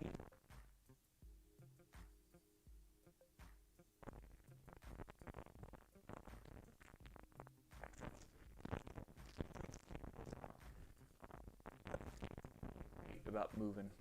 Do you there's a process? Well, in the statement it says the acting up. The lab has full capability of charging for it. So yeah.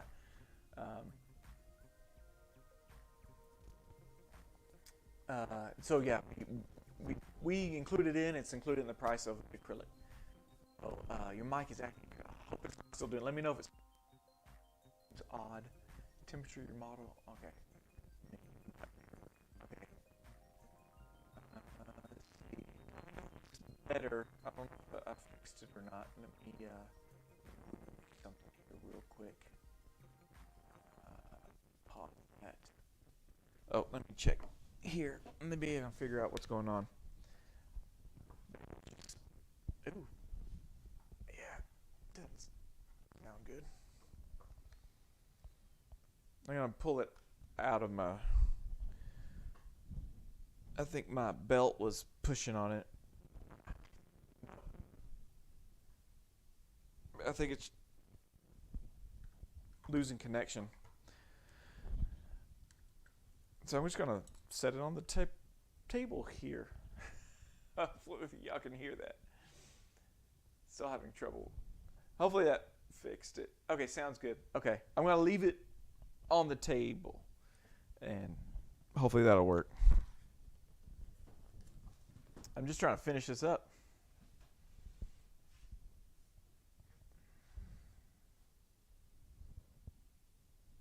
Here we go.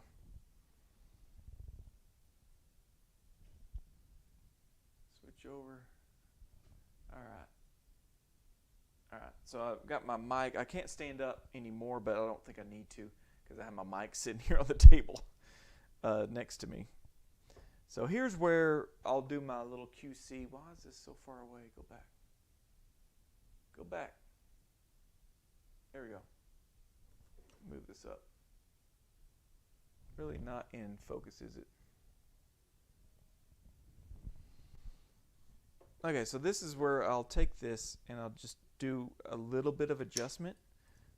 Like you said, Perry, this needs to be even. So I'm actually going to take this labial bow.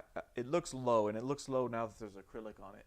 So I'm actually going to snug it up a little bit. So I'm going to put my little 3 prongs here, and I'm going to curl this in like that. And then I'm going to take some and bow that out just a little bit. So let's check that. Yeah, it looks a lot better.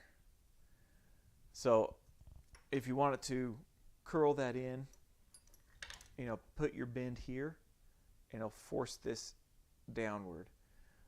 If you want to raise it, you can actually go the opposite way, flatten out this bend, and it'll raise this, but you'll have to adjust the rest of this loop here after you do that bend. So this little corner is your guarantee.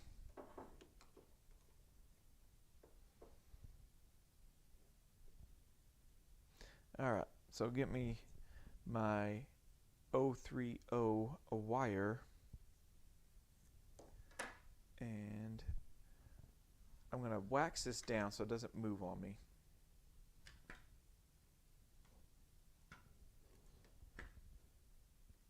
Wow, I lost my wax. Oh, come on.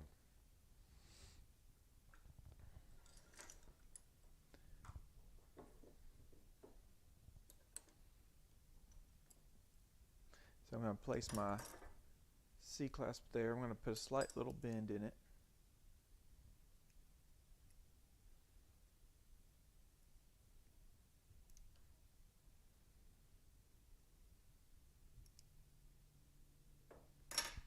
And then I'm going to make a right angle right here, right parallel with that arm going up.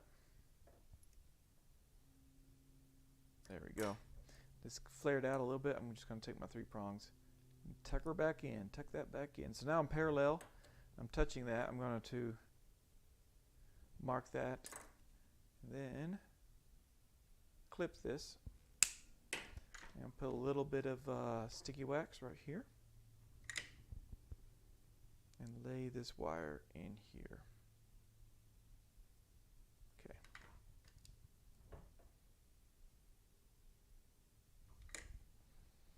And that way, this needs to be, let's see if I can zoom this in a little bit. That needs to be touching in parallel, so when I go laser weld it, it's going to look good. Or it's going to be a lot easier to, I keep saying laser weld, so if I say laser weld, I mean pulse arc welder. It's kind of like TIG welding for you guys and gals that weld out there. I have an electrode and it plasma arc welding. So here we go. Bend, bend, bend. Get that close to that. This is where I was saying when I was bending this labial bow, I needed to make sure this is straight up and down, because then this bend will have to be at an angle.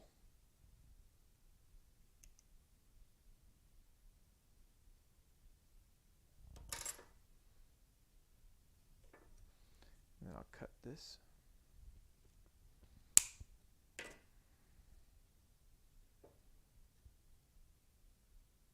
Now this needs to be bent just a little bit.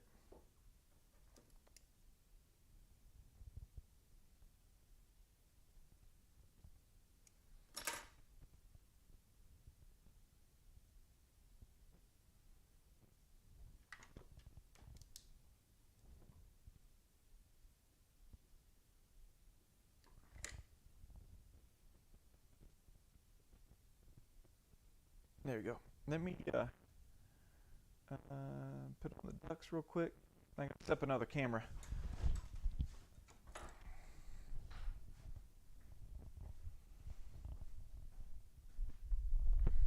Okay.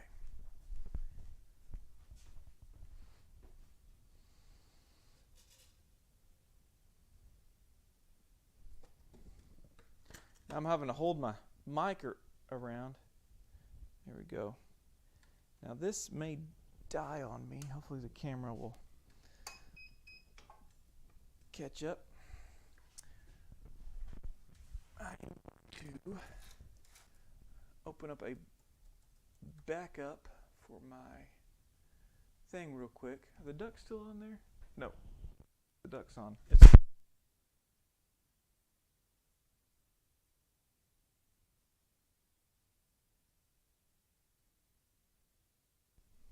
Okay, you lost me for a second. I'm sorry. Interested with laser welding. Oh, do you make twin blocks over there? I do. I make one a month or so. I'll do a live stream on the next one, I promise. It'll be a long one like this one, 2 or 3 hours long. So I'll try to do a live stream on twin blocks, because that's a interesting thing. So interesting with laser welding. Solved every problem, creates a new problem. So right, yeah, every solved problem creates a new problem. That's so true. What size wire are you using for your C-class? So I usually match it with the labial bow. So if I do 030 labial bow, I'll do 030 C-clasp. If I do on uppers, usually big mouths, I use 032 labial bows, and then I'll do an 032 C-clasp with it. If I do a C-clasp like on the molar or something, 032 is the lowest I usually go. Although I did do one that the doctor did want me to use a lower wire. He's going to put little acrylic bumps on the teeth because there wasn't much crown to deal with, and he wanted to snap them underneath the crown. So I am going to launch this.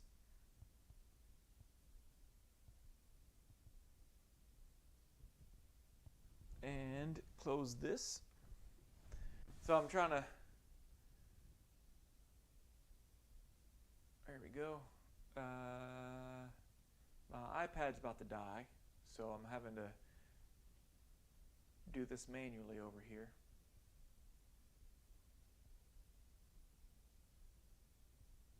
Hold on.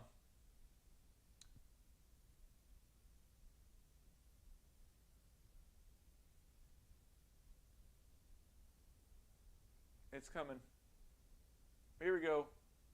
All right, here we go. Switch over. All right. So I have it on this one now. All right, here's laser welding. Set it to stainless steel and set it on my main setting for that. And now I gotta find where I put my model. This is how it usually goes. Oh, it's still on the oh God, I'm losing my mind, guys. All right, so let me get a nice sharp I'm gonna sharpen one of these real quick for you. So it's very important you sharpen these and use a fresh sharp electrode every time. It'll just make your life go so much easier. So I'm just going to put this in here, measure it, crank it down, put the cap back on, put it back into the laser welder, and we'll get to laser welding. I like this side better. I think I can adjust that one.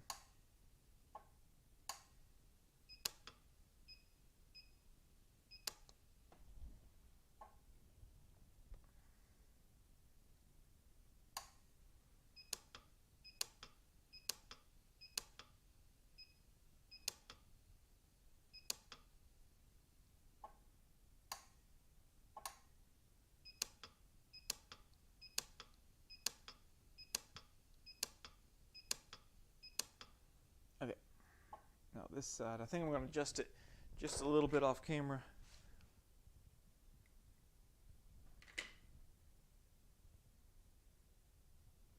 Well, this isn't working like I want it to.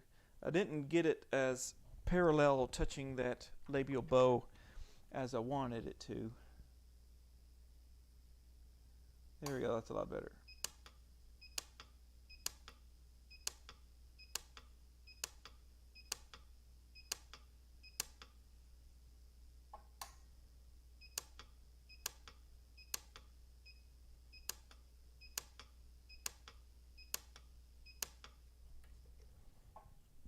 Okay, so now I'm going to switch my cameras again.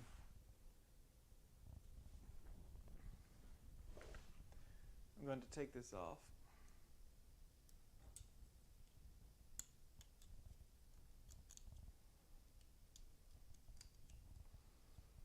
Let's see if I can get this to zoom in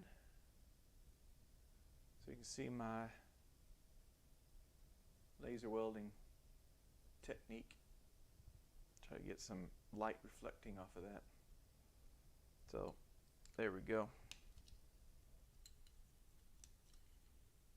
So now I'm going to laser weld the underside. So I had to take it off the model. So I got them initially set with laser weld on the facial side. So I'm going to go on to the lingual side, or intaglio side, I guess. I'm going to run a bead down that. So let's switch cameras again.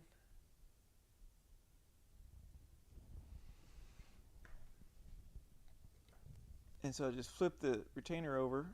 I clip the labial bow, and I just run a bead down this side.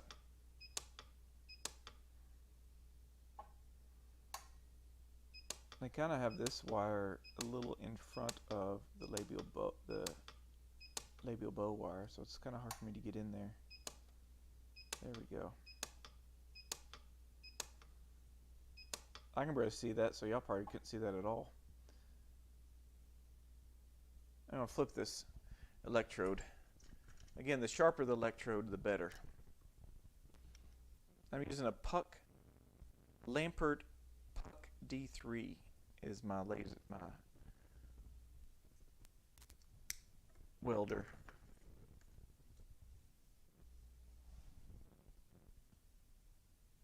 See if I can get that to zoom in.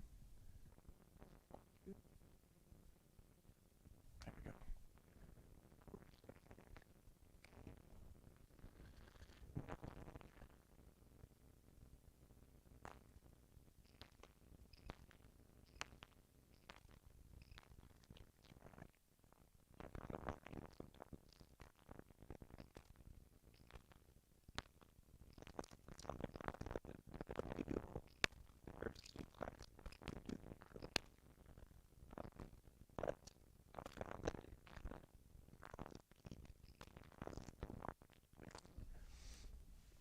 Around, so let's see if you can see. Oh, then let me switch cameras again.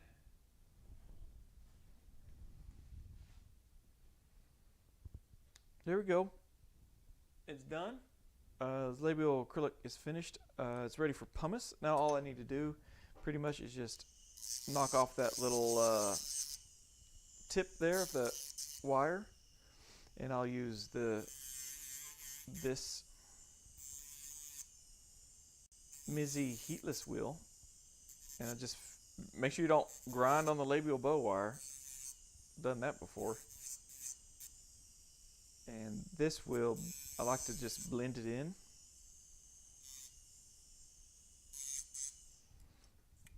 And change my burr. I'd switch over to this more acrylic fine cut red stripe burr and just blend it into the labial bow without grinding on the labial bow wire.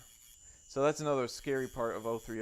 032, you know, it's a little thicker. You can grind into it a little bit. 030, you can't. So that is, it's ready for pumice. I'm going to go ahead and round off these.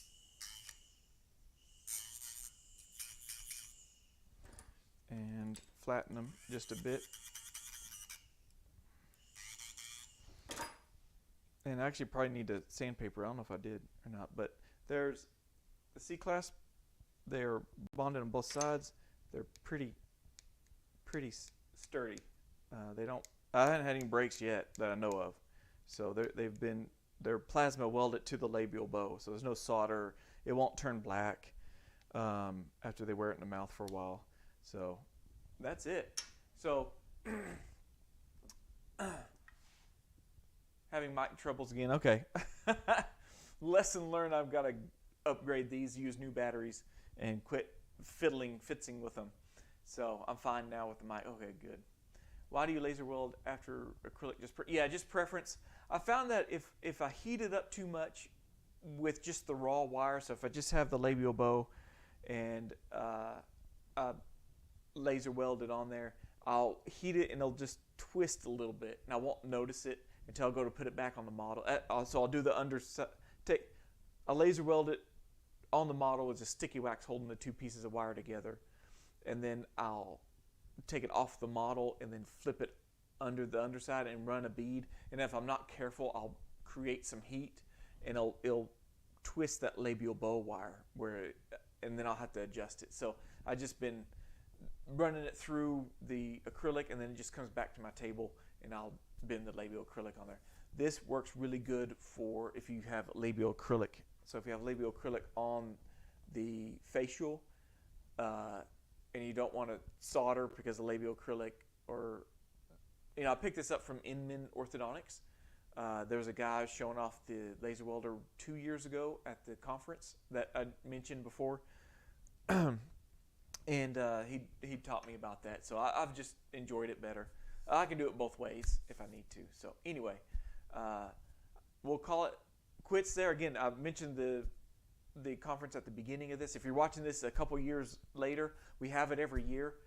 Check the chat for the link to the conference portal, and you can register there. So I'd love to see y'all there, or if not, you can live stream. Again, we'll answer your digital splint question and your laser welding question. They're going to have demos there, both laser welder and the pulse arc welder. They'll have demos on both those. And then, later Pete, he didn't, I don't know if you were here, Perry, when he was crowing, but later Pete. But anyway, check out the description below. I put a link in the chat. I put a link. I'll pin it later for registering for the conference. I love to see y'all over there, and I'll be putting on, I think, a couple of hands-on demos, maybe laser welding, band prep, or something, one of those. But otherwise, I'll be running the live streams in the back end, which you can register for also. So I want to thank everybody for staying so late with me. It's another 2-hour long stream. I don't know if that's too long for y'all or too short for y'all, but my battery started dying, so I better sign off now. But pay attention. I might have a members section where I'll keep going for the members, for the YouTube members. So pay attention to that. And Pete, in future repeat, Amy, you're a genius. I'm telling you. I can't wait to tell my wife that. And if you're watching, Amy said, if we get another rooster, we need to call it repeat. That's great. Doesn't take much to make me laugh. So anyway, let me get my outro ready. That is not it. Oh, there's that's the conference. So if you can pause it, you can scan the URL. But I will see y'all later, and I appreciate everybody and all the comments, and I will see y'all next week. Live stream every Friday.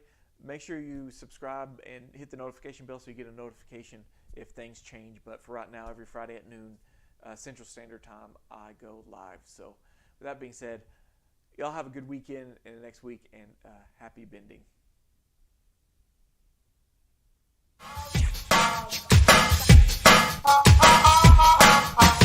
Ah.